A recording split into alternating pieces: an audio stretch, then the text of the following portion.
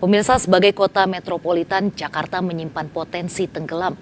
Bahkan ancaman tenggelamnya wilayah pesisir Jakarta sudah pada tahap mengkhawatirkan. Lantas langkah apa yang perlu diambil guna menghadapi penurunan permukaan air laut? Berikut liputan Tim Delik RCTI.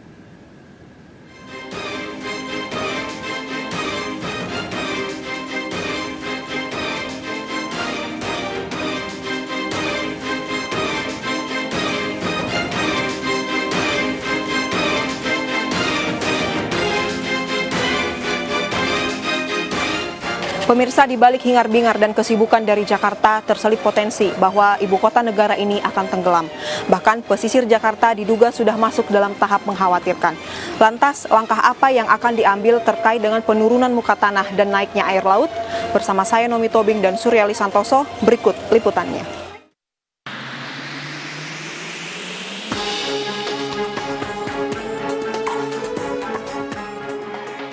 Di tengah gemerlap pembangunan dan dinamika kota metropolitan, siapa sangka Jakarta menyimpan potensi bencana.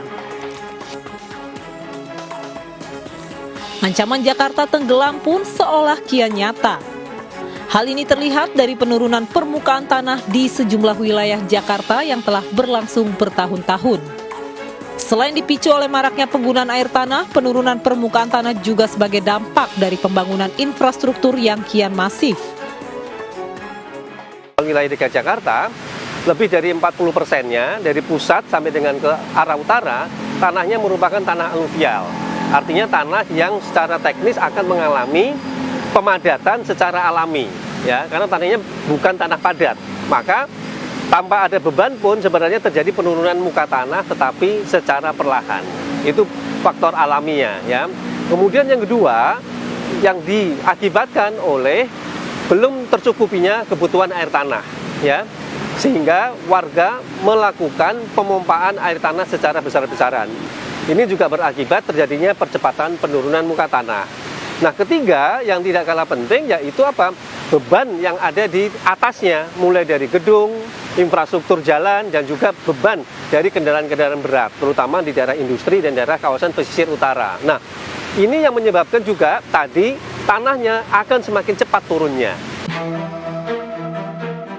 Saat ini diprediksi hampir seluruh wilayah Jakarta telah mengalami penurunan permukaan tanah. Hampir sebagian besar Jakarta bagian utara ya, Jakarta Barat maupun Jakarta Utara, Jakarta bagian utara itu sudah mengalami penurunan ya. Beda-beda juga penurunannya, ada yang besar. Sekarang juga sebenarnya ada beberapa daerah di bagian selatan Jakarta sebenarnya juga mengalami penurunan muka tanah sih sebenarnya. Cuma memang tidak sedrastis dan seluas di daerah utara Jakarta gitu. Salah satu yang kami temukan di wilayah pesisir Jakarta, tepatnya di Masjid Al-Waduna, kawasan Muara Baru, Jakarta Utara. Diketahui masjid ini sudah terendam air laut selama 12 tahun. Penurunan tanah dan naiknya air laut juga kami temukan di Pelabuhan Sunda Kelapa, Jakarta Utara.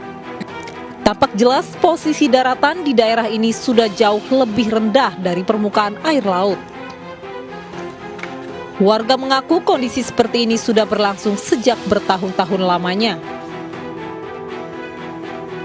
Menurut Walhi, fenomena turunnya permukaan tanah yang terjadi dekat permukiman akan memunculkan berbagai dampak negatif bagi warga.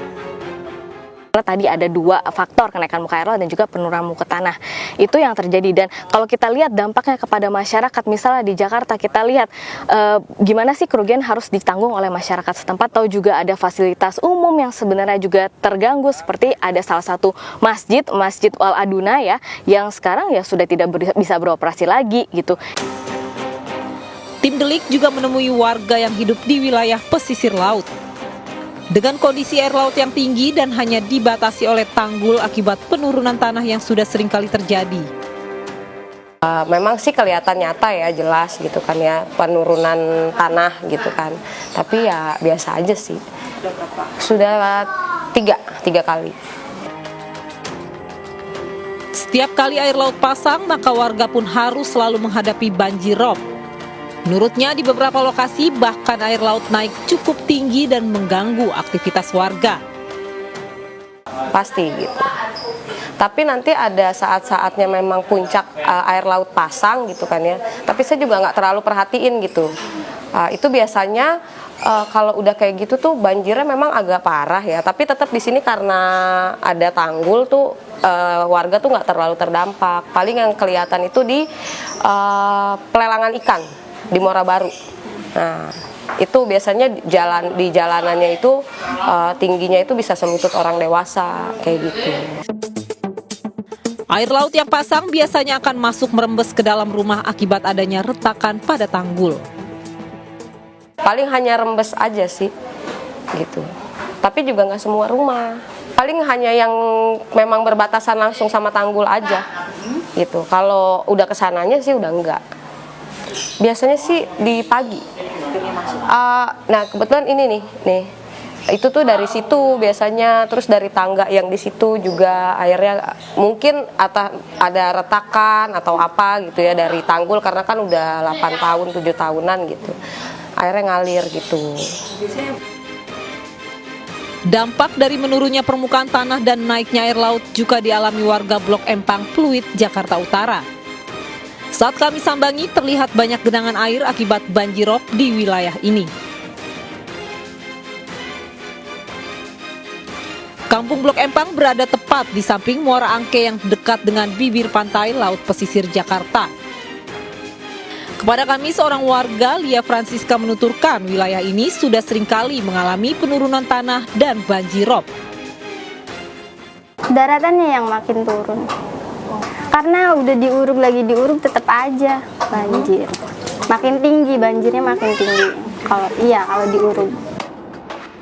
Warga lainnya yakni Rusdi menuturkan banjirop yang terjadi saat ini lebih parah dari yang terjadi saat dirinya masih usia kanak-kanak. Wah, lebih parah yang sekarang yang jelas. Lebih parah yang sekarang. Kalau dulu banjir itu paling juga 1 hari, paling lama 2 hari.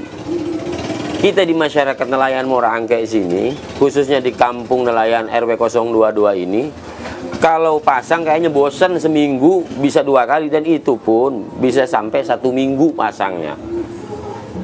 Apalagi kalau menjelang musim barat seperti ini.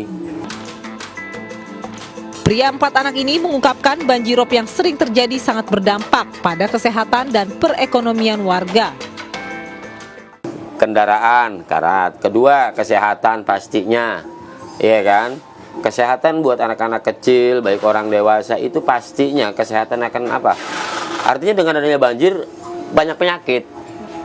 Seperti halnya anak kecil, muntah berang, DBD, ya kan? Terus juga kayak kita sebagai kepala keluarga, untuk mencari nafkahnya tuh gimana ya? Dengan adanya banjirop ini jadi kayak tersendat. Kita mau kemana yang namanya kena banjirop ya? Tentunya kita sebagai misalkan pedagang. Artinya orang mau ke Muara Angke dengan banjirop orang kan nggak jadi ke Muara Angkenya. Akhirnya dagangan nggak laku, sepi. Artinya kan itu kena dampak dari banjir.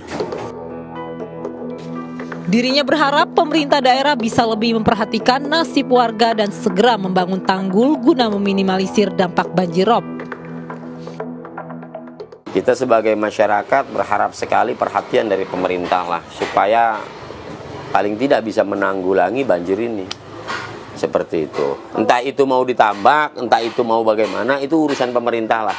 Kami sebagai warga negara tentunya berharap dengan pemerintah agar pemerintah ini bisa mampu menanggulangi banjir tersebut dan bisa mendengar jeritan-jeritan warga masyarakat pesisir Muara Angke.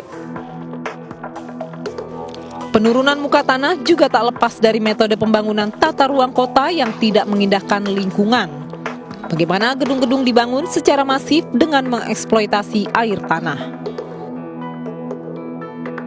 Karena itu di dalam perencanaan pembangunan infrastruktur, pemerintah dinilai harus bisa mengingatkan pengembang untuk tidak mengabaikan kondisi di sekitarnya, sehingga tidak sampai mengganggu kehidupan di sekelilingnya. Ketika kita merencanakan suatu kawasan atau suatu kota, itu sebenarnya banyak analisis yang harus dilakukan oleh pemerintah maupun juga yang pihak yang akan membangun gitu ya. Salah satu yang harus kita lakukan adalah analisis bagaimana sih daya dukung lingkungan dari kawasan atau kota yang ingin kita bangun, atau ya kita bisa menyebutnya carrying capacity dari kawasan tersebut, yaitu bagaimana suatu kawasan nanti menyediakan sumber daya ataupun jasa ekosistem terhadap populasi yang ada di kawasan tersebut gitu.